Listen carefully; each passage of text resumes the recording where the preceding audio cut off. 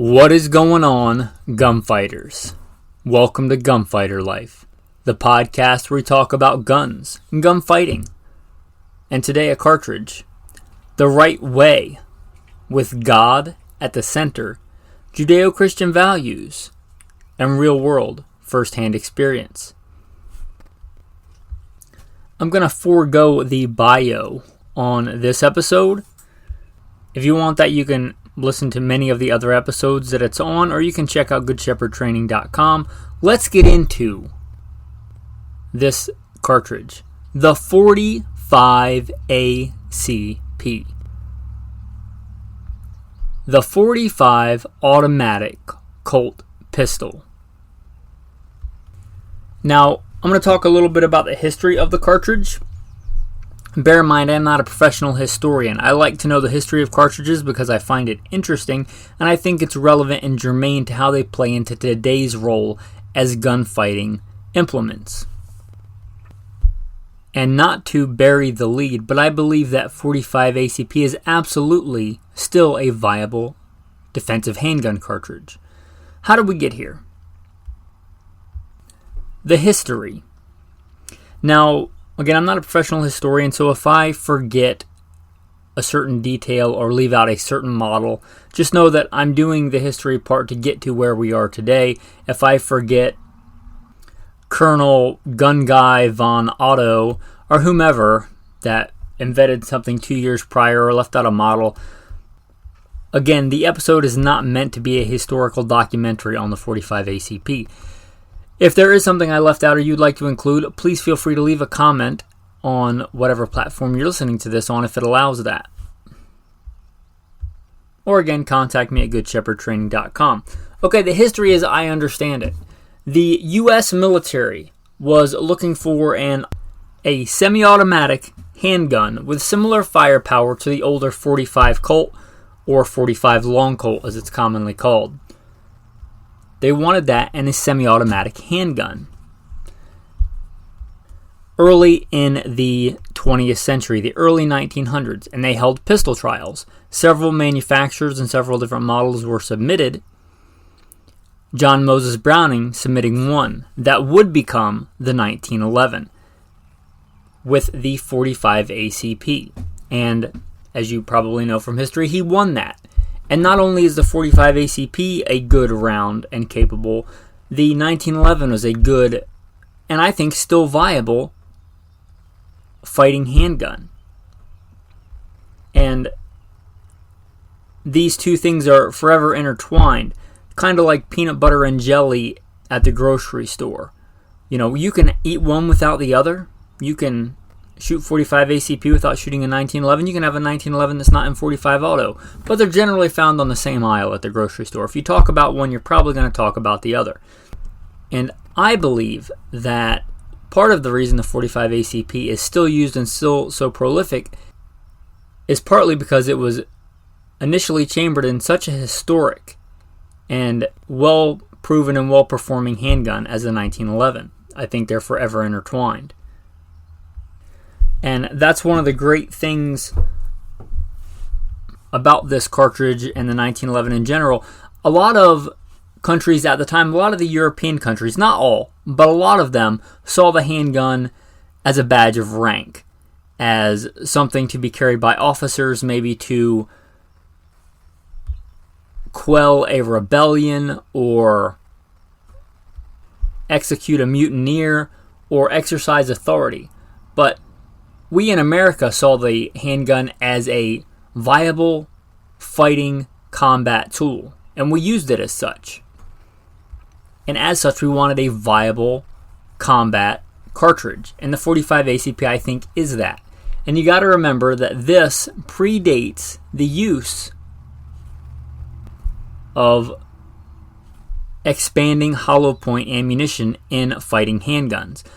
There were some earlier stuff without getting down a rabbit hole before that, but really hollow points, expanding hollow point defensive handgun ammunition was not common even in America until the, I want to say, late 80s, early 90s. So that's a long time that this gun and this cartridge was chugging along and performing well, even without the advancements in hollow point technology. Now again, without getting the early prototype stuff and a documentary on it, I believe the early mass use of the 45 ACP, for World War I, because you got to remember this predates World War I. This round goes back to when we had horse cavalry, and I served for a brief time in 1st Cavalry, talking Abrams tanks. We also have air cavalry. This goes back to a time when we had horse cavalry. That's how far back we're going. I believe the original mass-produced and used in warfare load for this was 230 grains, ball round, non-expanding hollow point, just a ball round, 230 grains at right around 850 feet a second. And even with that, it's a capable round, right? That's one of the great things about the 45 ACP. It has the street cred. It has the bona fides. It has decade after decade after decade of storied history in warfare and in defense for being a good, capable cartridge. However you want to quantify that with whatever vernacular, stopping power, knockdown power, effectiveness, it's got it. And obviously the 1911 and the 45 ACP served us well through World War I, World War II, Korea, Vietnam, up into the 80s. And still in police work today, it is not uncommon, and it's not uncommon for more specialized units to use either 45 ACP and or 1911s. But it's got the credibility. Unlike the 9mm, which is a fantastic round today, but kind of got off to a shaky start. I think for a while, when you're talking you just full metal jacket rounds, it was kind of questionable as far as effectiveness goes. With today's modern advancements, it's a good cartridge. But this, I think, was a good, capable, defensive, or war-fighting cartridge from jump. Right? From jump. From the turn of the 20th century, it has been a capable fighting handgun cartridge, and continues to be so. You might be thinking, that's all well and good for the days of horse cavalry. It's a fine weapon, but we're in 2023. Time to bury that dead horse. And I would say, hold your horses. Not quite yet. And here's why. Although the 9mm has certainly benefited leaps and bounds from really good improvements in defensive handgun technology, that doesn't mean that the 45 ACP hasn't. Those same improvements that really help out the 9mm. Really good nickel-plated brass, if you consider that an improvement, low flash powders, and mainly bullet construction. Pre-scored jackets, hollow points, different types of bonding methods, and really a good understanding of what is optimal or desired for expansion threshold. Expanding enough, but not too much, not too rapidly. Those things also aided the 45 ACP.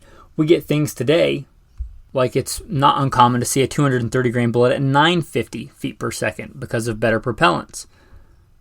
It's also not uncommon to see plus P rounds at 185 grain plus P. Going much faster is not uncommon. Likewise, a really good load that Hornady makes is the 225 grain plus P. Kind of a hard cast. Really good round as far as balancing that penetration and expansion. So just because 9mm improved a lot doesn't mean that 45 didn't improve at all. And remember, it was good to start with. It's a good round to start with. It's a good, capable round. And I'm not telling you that it's a good idea to carry full metal jacket ball ammunition for your go-to defensive 45 ACP. But what I'm saying is that it's capable. Plenty of warfare and decades of use as a military and police sidearm proves that that round was capable, and it's gotten much better. So I think it is still relevant. And you might be asking, okay, it's good, but why choose it over a 9mm? And here's the thing. I do believe that for the vast majority of situations, the majority of the time, 9mm is the way to go. 9mm, for the broad spectrum, for the most people, is the best choice in most situations. But I'm not so vain as to think that I know what's right for you all the time. You may choose to carry a .45 for many reasons. One is you just love 1911s. And although there's nothing wrong with a 9mm in a 1911, it's not heresy, right? They work just fine. But it was designed for the .45 A.C.P, and it makes a lot of sense if you like the 1911 to shoot .45 A.C.P, especially in a big, full-size, steel-on-steel gun. If you're willing to carry something that big, the recoil is not bad on a full-size 1911. Another big reason, how about this? You live in an area where your Second Amendment right to bear arms has been infringed. You are limited to a certain number of rounds. And if you're limited to a certain number of rounds, that kind of skews the data on whether you should carry a 9mm or .45 A.C.P. And I'm not going to get into every situation. I'll give you one. I was blessed to be the commander of a tactical team to stop active shooters. That was our main bread and butter. And most of the time, my go-to was an STI 2011, like an upgraded 1911 double stack 9mm 26 round capacity. That was my go-to most of the time. A fantastic gun. Sometimes, when I was leading a smaller element, you might think of it as a fire team leader, called it a team leader. For certain missions, I would carry and qualified with also a 1911 and .45 A.C.P. Colt M45A1. Fantastic gun, fantastic choice, because as you might imagine, to stop active shooters, we had a lot of events that we would go to with mass gatherings. You're talking thousands and thousands of people in really close proximity. It would have been negligent to just fire off a lot of rounds in that kind of scenario. With people running back and forth and the possibility of an active shooter, with my risk versus reward analysis on that, I would choose the .45 A.C.P. sometimes, because with that amount of people, if I got a shot, one, I wanted the good, crisp, single action trigger to be able to more precisely place shots. And two, if I was only going to get one or two shots before crowds of people blocked the view or whatever it was, I wanted those rounds to be effective. Some missions we were able to have long guns, some we were not. If it was going to be my one choice, I only got a couple of shots without putting other people's lives at risk, I wanted those shots to be effective, and sometimes I would choose the .45 A.C.P. My general go-to load for that was that 225 grain plus P Hornady. It's a good load, not the only one, and you got to make sure that your round shoot point of aim, point of impact out of your gun. But that's just one example from my real-world training and experience. There are many others, but I think the .45 A.C.P. is certainly viable, and in some situations you may choose it over a 9mm. Now let's talk about some really cool guns in .45 A.C.P. We know the 1911. 1911 is a great gun. Again, I'm a big fan of it. But it is not the only gun you can get in .45 A.C.P. And I'm not going to give you an exhaustive list, but one of the really cool ones that was my carry gun for a while, the Glock 36. Now the Glock 36 I think is kind of a forgotten model in Glocks. Perhaps that's a whole episode I should do, forgotten Glock models. But you may be surprised that the first slimline, like the first slim Glock, was not the Glock 42, it was not the Glock 43 in 380 or 9mm. It was the Glock 36 and .45 A.C.P. And that's an impressive gun because it gives you similar capacity to a full-size 1911 in a small, handy little package. And if you don't mind quite a bit of recoil, it could be a good choice for a carry gun. And you might immediately start thinking of the Glock 21. Now, here's the deal with the Glock 21. Not that it's a bad gun in and of itself, but I think it's a bad gun for most people. And this is coming from somebody that had a couple of different models of those and carried them on duty as a police officer. And started off competition shooting with them before I knew as much about guns as I did now. I consider myself to have average size hands. I met one of the patrons in person not too long ago, and it reminded me of way back in high school when I had a TV and I saw the movie, I think we saw it in school, Braveheart. And they actually meet William Wallace in person, and they don't think it's William Wallace. And he's like, oh yeah, the real William Wallace is 7 feet tall and shoots lightning bolts from his rear end or something like that. And he goes, I am William Wallace. It was kind of like that. Like, I am not 350 pounds, 6'8" of pure muscle. I consider myself to have average size hands. The Glock 21 is a obese gun. It is a huge gun. Not that you can't shoot it or can't shoot it well, or that I can't shoot it or shoot it well, but I can't shoot it as well as a gun that fits my hands. And here's what I mean by that. Proper length of pull, meaning I grab that gun with a proper natural point of aim, and the front sight of that gun is in line all the way back to my shoulder if I rest my arm. And then when I rest my finger on that trigger, the center of the pad rests directly on the center of that trigger. That's proper fit and proper length of pull. Can't do that with a Glock 21, and I would submit most people with normal size hands cannot do that. And there's nothing wrong with the gun. It's reliable as a Glock is. It does pretty much what the other Glocks do, but it's just a giant gun, and I think it's too big for most people. So you're giving up, for a lot of people, that natural point of aim. They're going to have to cock that gun in their hand, which means instead of most of that recoil going back into their entire arm and shoulder and body, it's going to be going into their thumb, and they're going to give up that natural point of aim. Meaning when they bring the gun up and point it at the target, it's going to be pointing not directly at the target, which is kind of important, especially for fast shooting.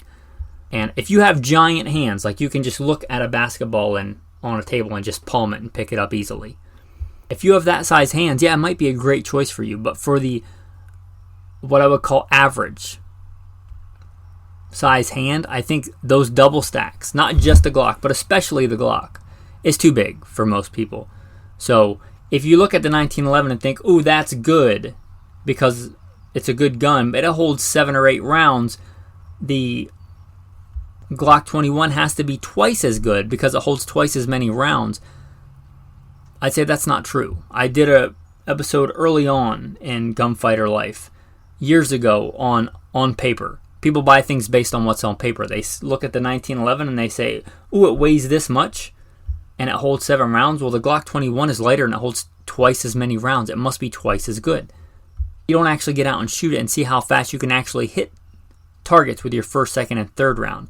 Because being able to quickly engage targets with your first, second, and third round is exponentially more important to me than having a 14th round in the gun. Because if you didn't hit with your first, second, third round, it's exponentially less likely that the 12th, 13th, 14th round is going to save you, in my opinion.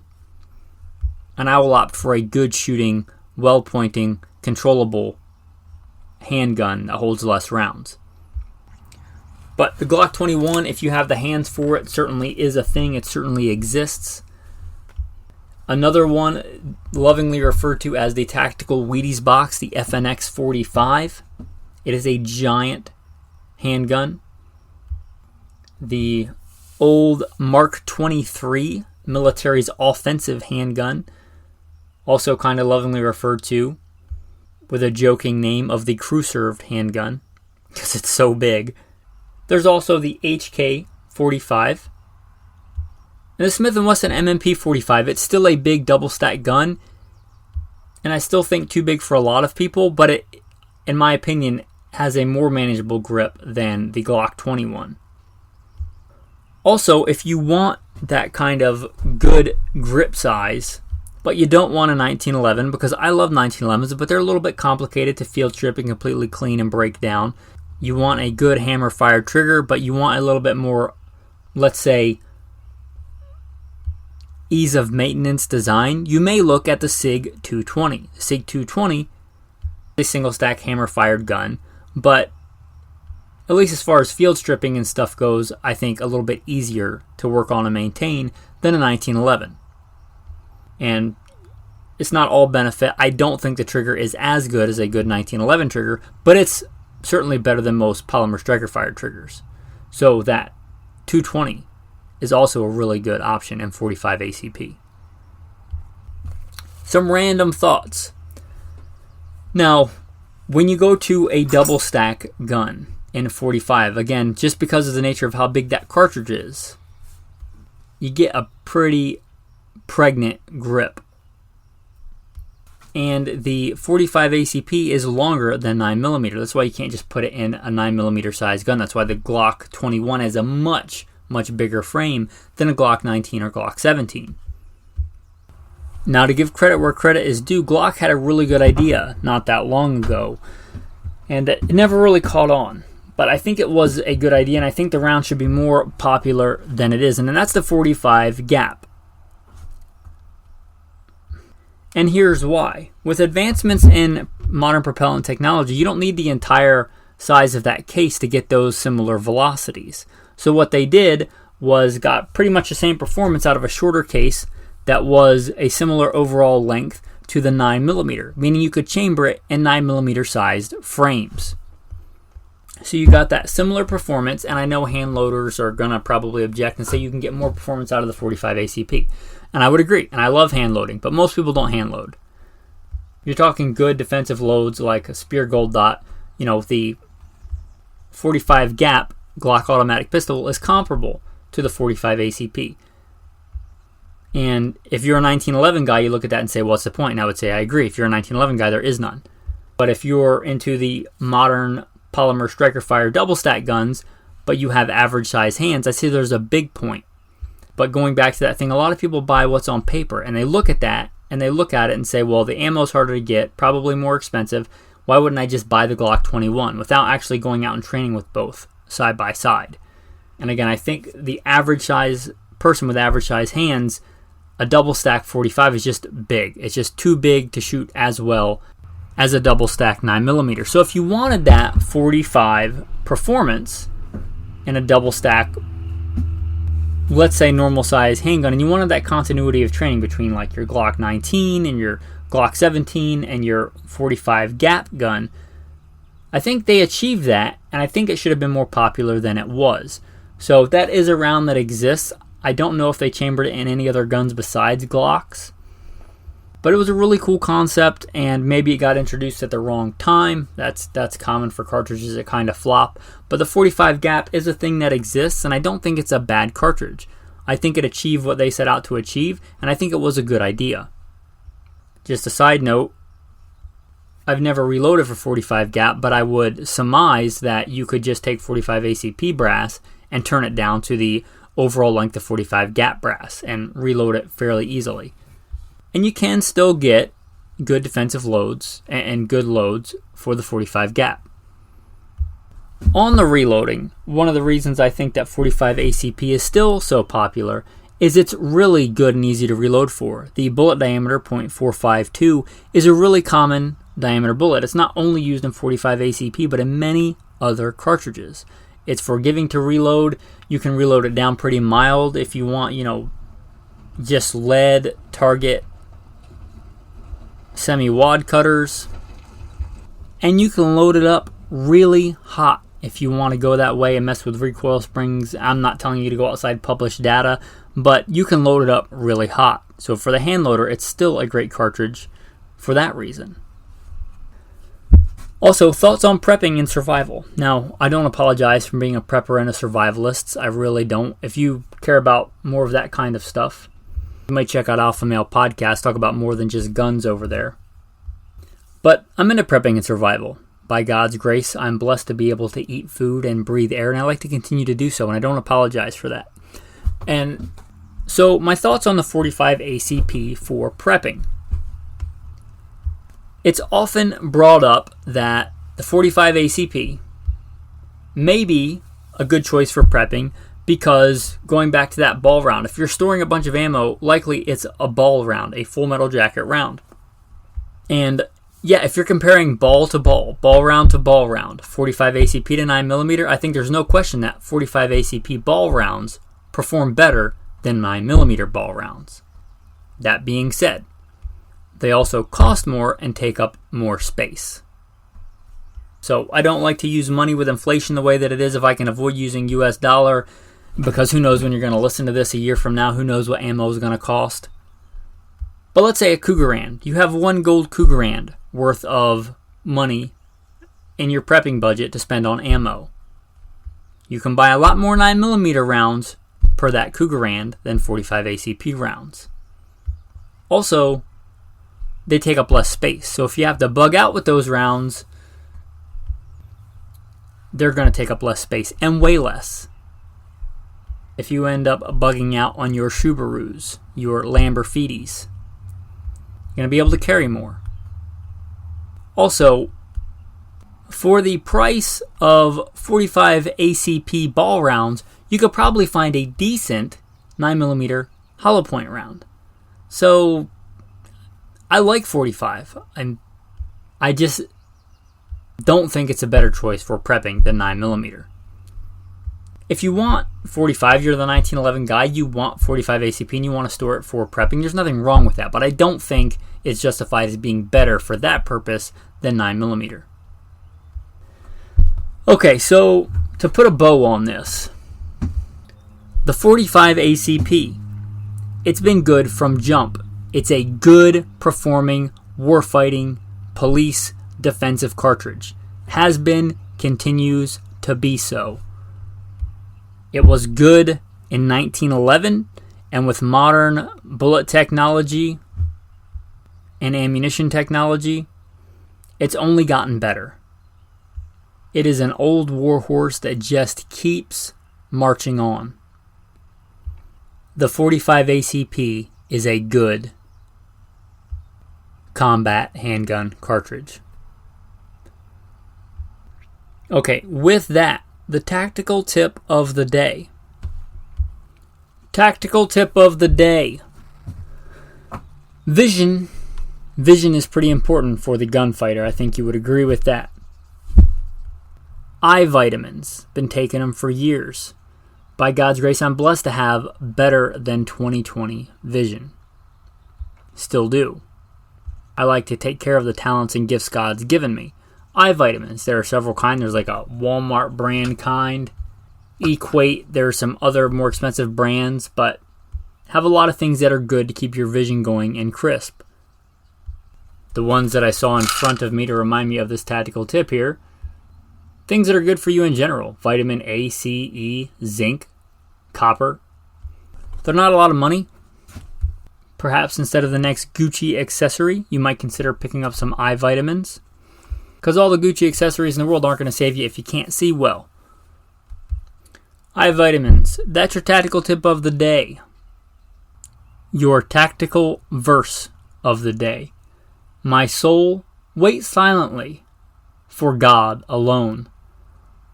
For my expectation is from Him. He only is my rock and my salvation. He is my defense. I shall not be moved.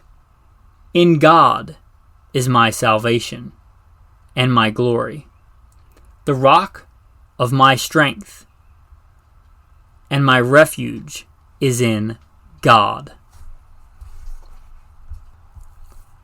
Thanks for listening, men, and have a blessed day.